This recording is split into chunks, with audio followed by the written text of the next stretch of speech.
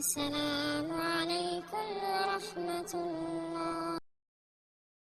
Dan 4 hal yang menjaminkan banyak rizki, bukan memudahkan rizki. Tolong Bapak Ibu hafal, 4 hal bukan menjaminkan rizki, bukan memudahkan rizki, tidak. 4 hal mendatangkan rizki kemari. Dan 4 hal bukan Allah kasih kemudahan berarti kita berjalan mencari rizki Allah kasih, tidak. Bukan dikasih kemudahan, tapi di mana saja kita ada, posisi kita di mana saja, Allah datangkan rizki kepada kita. Yang pertama, qiyamul lail, salat malam. Yang kedua, berbanyak istighfar waktu sahur. Kalau anda tidak salat malam, jangan tinggalkan istighfar waktu sahur. Waktu sahur kapan? Kira-kira 30 menit sebelum azan. Disitulah Allah sendiri memuji, Allah bangga dan senang terhadap orang yang sahur. Sampai ulama berkata, tidak ada ibadah yang terbaik di waktu sahur selain istighfar. Jadi boleh baca Quran, boleh salat malam, boleh zikir, boleh apapun, tapi yang terbaik istighfar. Fokus hanya istighfar. Astaghfirullah wa atubu ilaih, termasuk istighfar Allahumma anta rabbi la ilaha illa ant, yang Bapak Ibu tahu sayyidul istighfar, yang terutama, yang paling luar biasa. Allahumma anta rabbi la ilaha illa anta khalaqtani wa ana abduka wa ana ala ahdika wa wa'dika mastata'at a'udzu bika min syarri ma sana'at abu'u laka bi ni'matika alayya wa abu'u bi dhanbi faghfirli fa innahu la yaghfiru adh-dhunuba. Ya Allah, kalau kita fahami doa ini luar biasa. Oleh karena itu kata Rasulullah, barang siapa yang membaca sayyidul istighfar, kemudian di malam hari dengan keyakinan dia meninggal habis baca istighfar, masuk surga. Masuk surga. Berarti ini salah satu doa yang menjaminkan dengan mudah masuk surga. Jadi 4 hal yang mendatangkan rizki, bukan kita mencarinya, dia yang datang kemari. Apalagi saat mencari lebih mudah. Qiyamul lail, salat malam. Tapi dalam bahasa, mohon maaf Bapak Ibu, dalam bahasa Arab disebut qiyamul lail, bukan salat. Tapi kalau diterjemahkan dalam bahasa kita salat. Tapi kenapa di situ qiyamul lail? Diberikan qiyamul lail, qiyam artinya berdiri. Berarti lama. Saking lama berdiri dikaitkan jadi qiyamul lail. Qumil laila ya ayyuhal muzammil. Apa terus? Qumil lail, berdirilah saat malam. Berdirilah, bukan salatlah malam, tidak, berdirilah malam hari. Itu dahsyatnya di situ berdiri. Qiyamul lail. Yang kedua, berbanyak istighfar. Yang ketiga, berbanyak sedekah.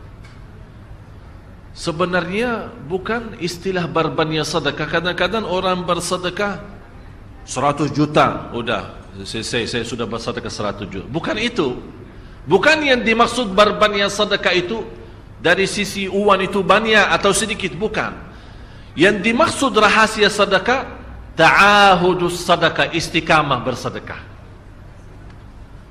Istiqamah itu tidak menjadi masalah besar maupun kecil. Itu tidak menjadi masalah, karena bagi Allah tidak ada artinya besar maupun kecil. Kita tidak memberikan kepada Allah, karena Allah maha kaya. Tapi rahasia sedekah itu kita terus menerus sedekah, siang, pagi, malam, siang, pagi, malam, pagi, besok, terus minggu depan, tidak pernah berhenti. Setiap ada kesempatan selalu kita membawa sedekah. Itu namanya ta'ahudus sedekah. Ta'ahud kalau dalam bahasa sebuah janjian, seolah-olah kita ada kontrak kerjasama antara diri dengan apa? Dengan sedekah. Itu kata ta'ahud, ahad, berjanjian. Saya berjanji, seolah-olah ada berjanjian antara kita dalam sedekah. Jadi tidak boleh terlepas dari berjanjian, seolah-olah kita menghormati berjanjian. Bagaimana menghormati? Kita terus kerjasama. Kita beri, Allah ganti berkah sedekah. Kita beri lagi, Allah ganti masih terus. Kita beri, masih Allah terus ganti. Itulah dahsyatnya sedekah. Jadi Bapak Ibu, jangan nunggu hari tertentu, bulan tertentu, malam tertentu kita bersedekah. Jangan. Setiap kita merasa ada berita baik, ada berita maupun ada berita buruk yang menyakiti perasaan kita, di rumah tangga kita, anak kita, suami kita, istri kita, apapun, langsung segera sedekah. Disitulah rahasianya. Ikatkan seolah-olah kita sudah membuat perjanjian antara diri dan sedekah. Dalam segala hal, hal senang maupun hal tidak, hal bahagia maupun hal sedih, hal bangga maupun hal lagi menghadapi kesusahan, kesulitan, selalu sehat dan sakit. Terus yang keempat, zikir, berzikir pagi hari dan sore hari. Berzikir pagi hari dan sore hari. Ini 4 hal Bapak Ibu. Berdiri malam hari, itu yang namanya tahajud, banjanya atau lamanya berdiri. Berbanyak istighfar waktu sahur. Yang ketiga, berbanyak sedekah. Sudah Bapak Ibu mengerti. Jadi istilah berbanyak sedekah bukan artinya harus banyak dari jumlah hitungannya, tidak. Yang keempat adalah berzikir di pagi hari maupun petang hari. Amman huwa qanitun ana al-laili sajidan wa qa'ima. Sajidan wa qa'ima. Jadi Bapak Ibu, saat kita berdiri lama, walaupun baca satu ayat, diulangi berkali-kali, walaupun baca surah pendek, tapi diulangi berkali-kali, tidak menjadi masalah. Bapak Ibu hanya hafal qulhu. Qulhu dibaca 3 kali, pahalanya seperti baca Al-Quran 30 juz. Ada seorang salih mengajak kawannya, sudah mendekati subuh, ayo bangun salat malam dan baca sepertiga Al-Quran.